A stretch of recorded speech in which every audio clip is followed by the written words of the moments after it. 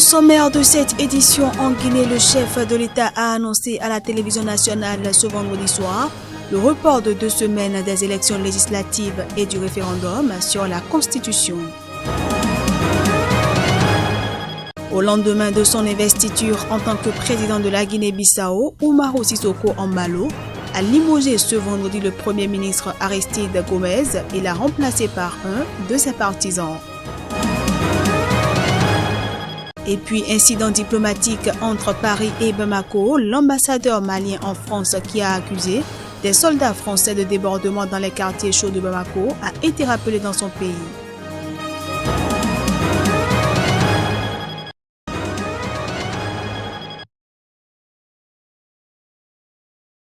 Le premier vendredi de la deuxième année du Irak a été marqué par un maintien de la mobilisation à Alger et à travers de nombreuses villes du pays. Les manifestants maintiennent leurs revendications pour une véritable démocratie, une justice indépendante, la libération des détenus.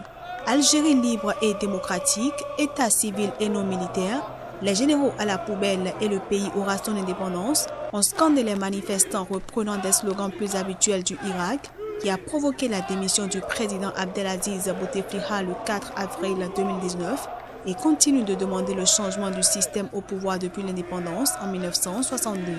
Les manifestants ont aussi mis à l'honneur le nouveau coronavirus, dont un premier cas en Algérie a été annoncé par les autorités. Ramener coronavirus ou la PRI, entendez, unité d'élite de la police, on ne s'arrêtera pas. Ouf, vous ne nous faites pas peur avec votre coronavirus, on ne va pas s'arrêter, ont notamment été scandés. Certains manifestants arboraient néanmoins des masques. La manifestation d'Alger s'est dispersée dans le calme en fin d'après-midi.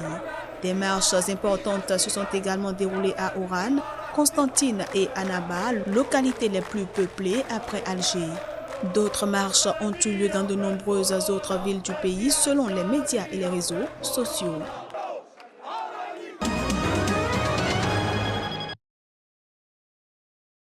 Investi jeudi dernier alors que les résultats du scrutin sont toujours contestés par son rival Domingos Simoes Pereira, Umaro Sissoco Embalo ne perd pas le temps pour marquer son territoire. Moins de 24 heures après sa passation de pouvoir avec le président sortant José Mario Vaz, il a pris son premier décret en sa qualité de chef de l'État. Dans ce décret rendu public ce vendredi soir, Embalo met fin aux fonctions du Premier ministre Aristide Gomez, issu du Parti africain pour l'indépendance de la Guinée et du Cap-Vert, PAIGC. Dans un second décret, il a nommé Nuno Gomes Nabiam, un des candidats malheureux du premier tour de la présidentielle qu'il avait rallié lors du second tour. Domingos Simoes Pereira ainsi qu'Aristide Gomez, reconnus par la communauté internationale, ont dénoncé l'investiture d'Umaro Sissoco Embalo jeudi dernier dans un hôtel de la capitale comme une tentative de coup d'État de la part de ce dernier.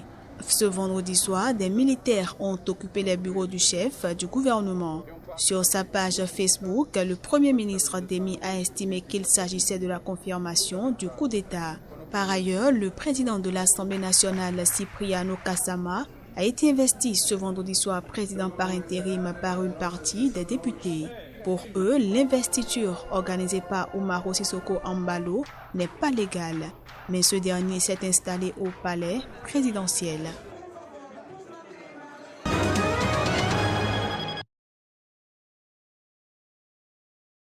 La participation a été modérée à 45,98%, a affirmé le président du Conseil, Clément Tangana. Il a présenté des résultats pour 166 des 180 sièges de l'Assemblée, puisque les scrutins pour 13 députés dans 11 circonscriptions des régions anglophones du Nord-Ouest et du Sud-Ouest ont été annulés et devront être à nouveau organisés.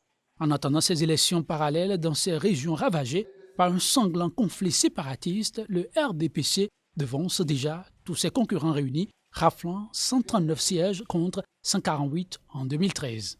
Il est suivi d'un de ses alliés, l'Union nationale pour la démocratie et le progrès, UNDP, qui gagne 7 sièges. Principal parti d'opposition représenté dans l'Assemblée sortante jusqu'à présent, le Social Democratic Front, SDF, n'emporte que 5 sièges contre 18 en 2013. Malgré ce net recul, le SDF pourrait améliorer son score lors des partiels dans ses fiefs traditionnels du Nord-Ouest et du Sud-Ouest. Le SDF partage la 3e place avec le Parti camerounais pour la réconciliation nationale, PCRN, de Cabra Libi, 39 ans, qui fait son entrée à l'Assemblée avec 5 députés.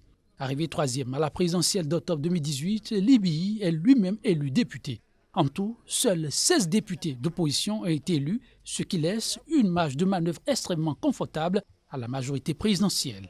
Le mouvement pour la renaissance du Cameroun, MRC, de Maurice Kamto, arrivé 2e à la présidentielle de 2018, avait appelé à boycotter le scrutin, jugeant impossible l'organisation de ces élections, notamment en raison du conflit meurtrier qui secoue les 2 régions peuplées de la minorité anglophone camerounaise.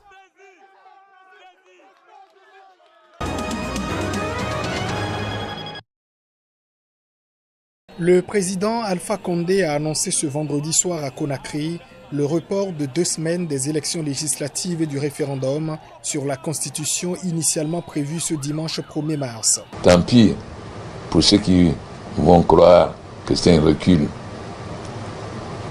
L'avenir démontrera que nous sortirons grandis de cette épreuve et que le peuple de Guinée exprimera librement son choix à travers le référendum et choisira librement ses députés.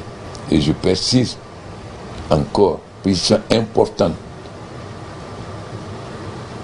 qu'ils ne sont concernés que les partis qui sont déjà en compétition, c'est-à-dire qui sont en règle devant la CENI. Avant ce report surprise, les Guinéens étaient appelés à se prononcer sur une nouvelle constitution défendue comme moderne par le chef de l'État. Elle codifiait l'égalité des sexes, interdirait l'excision et le mariage des mineurs.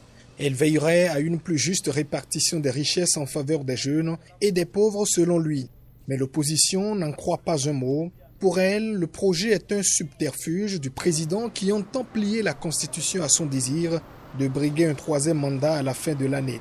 Depuis mi-octobre, la mobilisation contre Alpha Condé donne lieu à des manifestations massives, à des journées villes mortes qui impactent l'économie du pays et à de graves brutalités policières. Au moins 30 civils et un gendarme ont été tués. Ces tensions, les appels de l'opposition à empêcher le déroulement du référendum et des législatives, ainsi que les attaques des derniers jours contre des bureaux ou du matériel de vote, ont amplifié les craintes dans un pays coutumier des manifestations et des répressions brutales.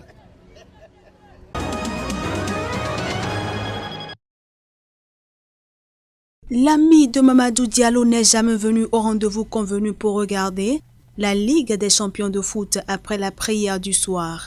Il est mort ici à Ouanendara, banlieue de Conakry et bastion de l'opposition guinéenne, au président Alpha Condé. Chacun de nous a dit à l'autre, au revoir, on se reprend dans sous peu de temps. C'est mon téléphone qui sonne, on m'appelle, me dit, viens, on a tiré dessus sur ton ami, il est décédé. Je n'y croyais pas. Quand je suis venu, je l'ai trouvé couché. Depuis mi-octobre, au moins 30 civils et un gendarme ont été tués au cours de ces événements qui inquiètent la communauté internationale. Une fois de plus, Ouanendara est au cœur de la contestation à l'approche de référendums constitutionnels et de législatives que l'opposition entend boycotter et même empêcher dimanche, faisant craindre de nouvelles violences. Des fois, nous, on ne sort pas, mais ils viennent attraper nos frères dans les maisons, faire beaucoup de choses. C'est pourquoi à Ouanendara, nous encore, on sort, on se manifeste pour que les policiers ne vont pas faire du mal à nos parents. Ouanendara est un des fiefs les plus turbulents de l'Union des forces démocratiques de Guinée, le principal parti d'opposition. Ses habitants dénoncent la persistance de violences policières et de disparitions sous le régime d'Alpha Condé. Mon enfant, là, ça fait des semaines, je ne le vois pas. Brahima Baldé, et l'enfant de 14 ans. Je ne sais pas que si c'est les forces de l'ordre, ou bien si c'est la police, ou bien si c'est les gendarmes qu'on a pris l'enfant là. Mais en tout cas, c'est le pick-up blanc. L'enfant là, il m'a dit que c'est un pick-up blanc qu'il a pris mon enfant. Le gouvernement accuse l'opposition d'être à l'origine des violences à Ouanendara comme ailleurs et lui reproche d'instrumentaliser les victimes pour salir l'image de la Guinée et de la police. Nous avons affaire à des ONG, ça salit l'image de la Guinée, ça salit l'image de la police. Je crois qu'à un moment donné, il faut se poser la question, à qui profitent ces morts-là? qui est-ce qui a un gain, qui est-ce qui a un intérêt à ce qu'il y ait des morts qui soient mis sur le dos des forces de défense et de sécurité lors des manifestations. Le comportement des policiers, gendarmes et militaires guinéens est dénoncé de longue date par les défenseurs des droits humains.